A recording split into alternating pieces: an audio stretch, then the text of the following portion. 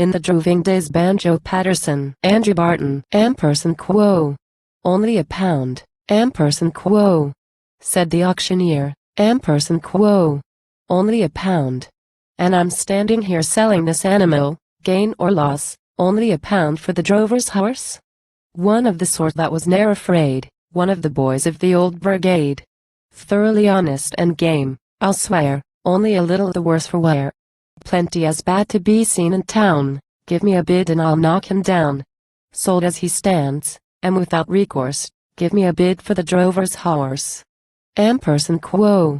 Loitering there in an aimless way somehow I noticed the poor old grey, weary and battered and screwed, of course. Yet when I noticed the old grey horse, the rough bush saddle, and single rein of the bridle laid on his tangled mane, straightway the crowd and the auctioneer seemed on a sudden to disappear, melted away in a kind of haze, for my heart went back to the droving days.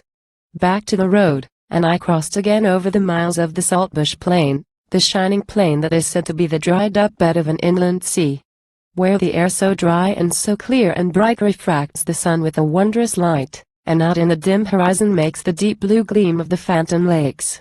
At dawn of day we could feel the breeze that stirred the boughs of the sleeping trees, and brought a breath of the fragrance rare that comes and goes in that scented air. For the trees and grass and the shrubs contain a dry sweet scent on the saltbush plain. For those that love it and understand, the saltbush plain is a wonderland, a wondrous country, where nature's ways were revealed to me in the droving days. We saw the fleet wild horses pass, and kangaroos through the Mitchell grass. The emu ran with her frightened brood all unmolested and unpursued.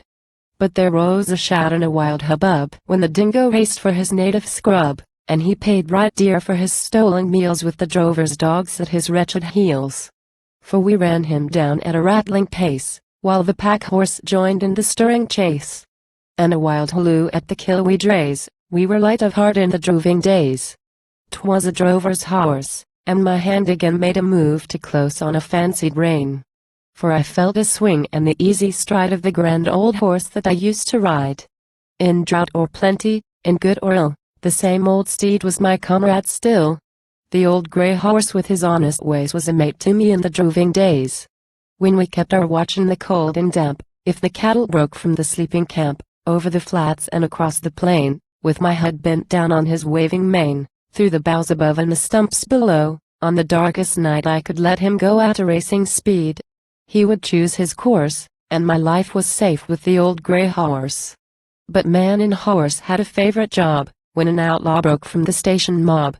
With the right good will was the stock whip plied, as the old horse raced at the straggler's side, and the green-hide whip such a wheel would raise, we could use the whip in the droving days. Asterisk asterisk asterisk asterisk asterisk asterisk ampersand quo. Only a pound. Ampersand quo.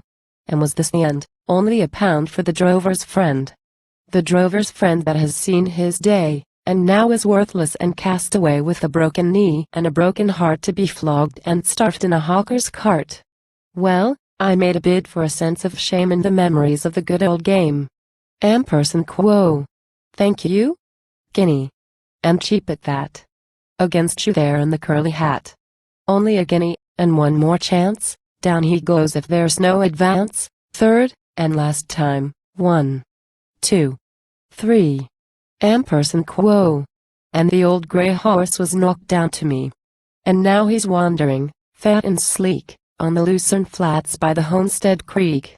I dare not ride him for fear he's fall, but he does a journey to beat them all, for though he scarcely a trot can raise, he can take me back to the droving days.